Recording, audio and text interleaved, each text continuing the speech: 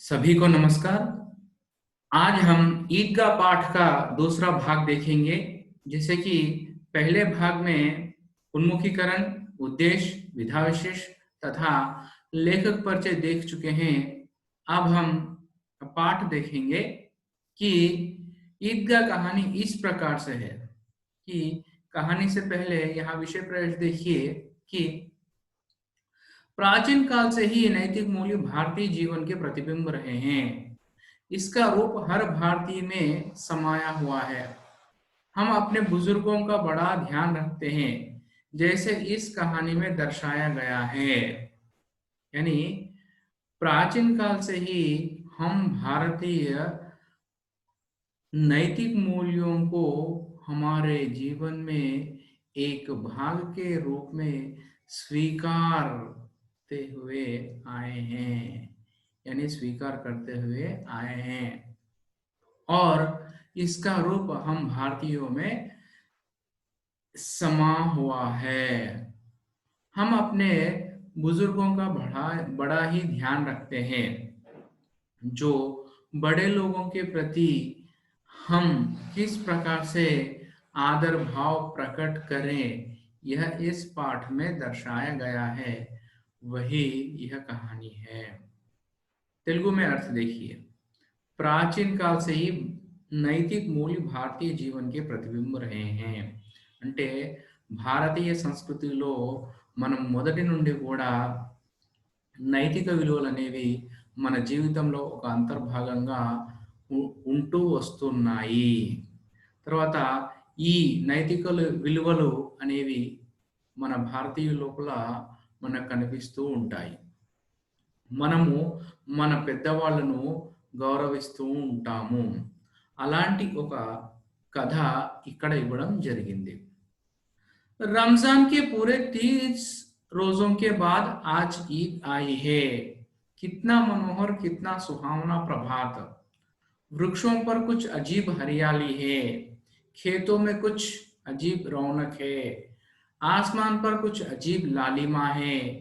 आज का सूर्य देखो, कितना प्यारा, कितना शीतल है, मानो संसार को ईद की बधाई दे रहा है। ईदगाह जाने की तैयारियां हो रही हैं। रमजान के पूरे 30 उपवासों के बाद आज ईद आई है, यानी आज का दिन ईद है। और ईद के दिन वातावरण देखिए, बहुत ही मनोहर, और प्रभात तो बहुत ही सुहावना है। और वृक्षों पर कुछ अनोखा हरियाली छाई हुई है। खेतों में भी अजीब अजीब रौनक है। आसमान पर भी कुछ अनूठा लालिमा है। और आज का सूर्य तो इतना प्यारा है और इतना शीतल है कि मानो आज का सूरज संसार को ईद की बधाई दे रहा है और लोग ईदगाह जाने की तैयारियां कर रहे हैं। तेलुगु में देखिए। रमजान के पूरे 30 रोजों के बाद आज ईद आई है। అంటే రంజాన్ యొక్క 30 రోజుల యొక్క ఉపవాసాల తర్వాత ఇవాళ రంజాన్ పండగ వచ్చింది. కిత్నా మనోహర్, కిత్నా సుహావనా ప్రభాత్. అంటే ఈ రోజు ప్రాతకాలము, రంజాన్ యొక్క ప్రాతకాలం ఎంతో మనోహరంగా, ఎంతో అందంగా ఉంది. మరియు వృక్షం పర్ కుచ్ అజీబ్ హరియాలి హే. చెట్లపైన ఒక పచ్చదనం మనకు కనిపిస్తూ ఉన్నది. ఖేతో మే కుచ్ అజీబ్ రౌనక్ హే. ఖేతో మే పంట పొలాల నుండి ఒక విచిత్రమైనటువంటి, అంటే ఒక మంచి సువాసన వస్తూ ఉన్నది. ఆస్మాన్ పర్ కుచ్ అజీబ్ లాలిమా హే. ఆకాశంలో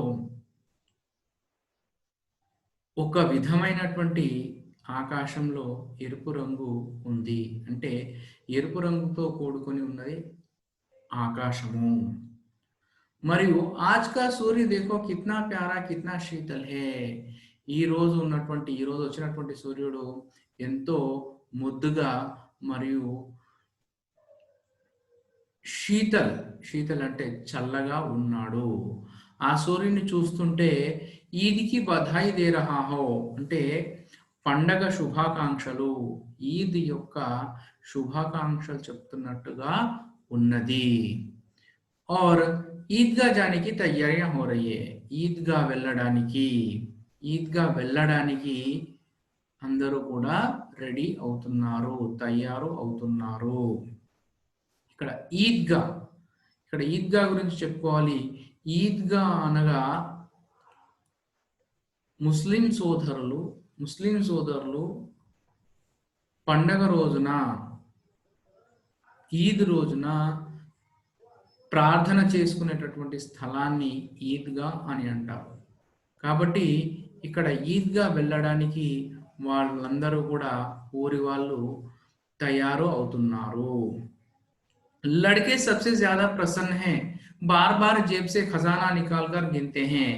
महमूद गिनता है 1 2 10 12, उसके पास 12 पैसे हैं। मोहसिन के पास 15 पैसे हैं। इससे अनगिनत चीजें लाएंगे, खिलौने, मिठाइयाँ, बिगुल, गेंद और न जाने क्या क्या। और सबसे ज्यादा प्रसन्न है हामिद, वह भोली सूरत का 4-5 साल का दुबला पतला लड़का था।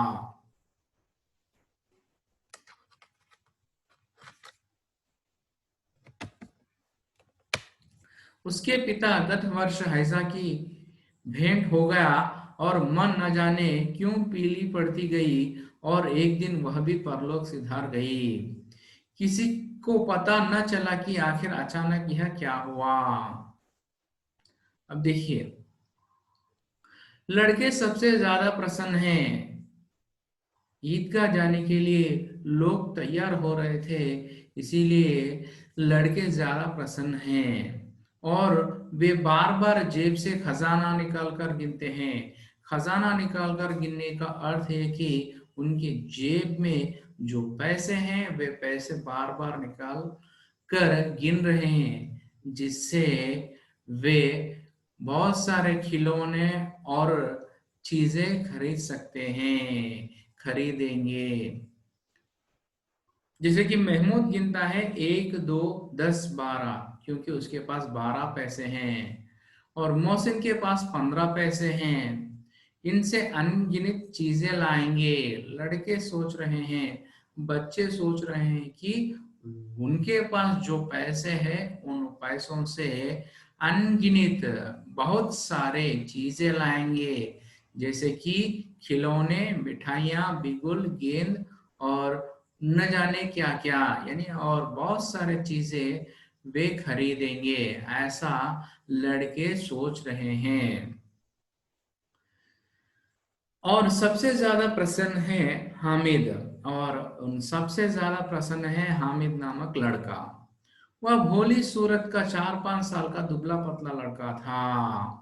हामिद कैसा लड़का था कि भोली सूरत का, यानी भोला बच्चा है, भोला बच्चा ऐसा महसूस होता है हामिद को देखते ही। और उसकी आयु जो है 4-5 साल की है और वह कैसा था, दुबला पतला था। उसके पिता गत वर्ष हैजे की भेंट हो गया और न जाने और माँ न जाने क्यों पीली पड़ती गई और एक दिन वह भी परलोक सिधार गई। उसका पिता गत वर्ष, उसके पिताजी हामिद के पिताजी गत वर्ष यानी पिछले वर्ष हैजा के कारण मर गए और उसके बाद में माँ भी न जाने क्यों पीली पड़ती गई, यानी माँ भी पिता के मृत्यु के बाद में वह भी पीली पड़ती गई और एक दिन वह भी परलोक सिधार गई, यानी वह भी मर गई है।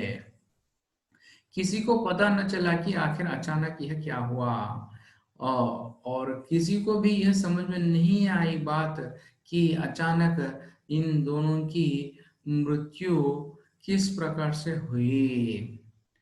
तेलुगु में भाव देखिए, लड़के सबसे ज्यादा प्रसन्न हैं, పిల్లలు అందరికంటే చాలా సంతోషంగా ఉన్నారు।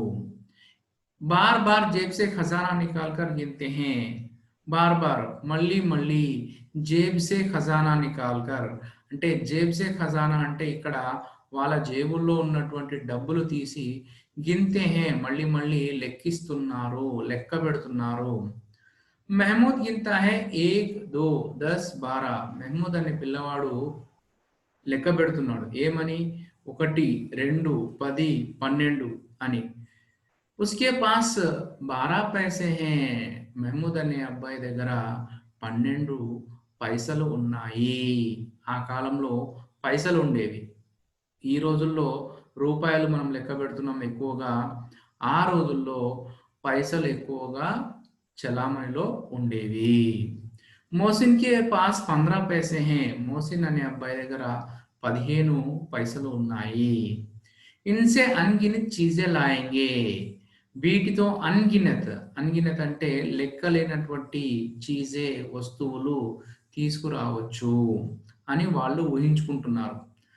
ఖిలౌనే, మిఠాయియా, బిగుల్, గేంద్ और न जाने क्या-क्या. ఖిలౌనే బొమ్మలు, మిఠాయిలు, బిగుల్, బిగుల్, బిగుల్ అనగా మనం బాజా అంటే ఒక వాద్య యంత్రం. గేంద్ అంటే బంతి లాంటి ఎన్నెన్నో వస్తువులను కొనుక్కోవడానికి వాళ్ళ మనసులో ఊహలు వస్తున్నాయి. और सबसे ज़्यादा प्रसन्न है हामिद.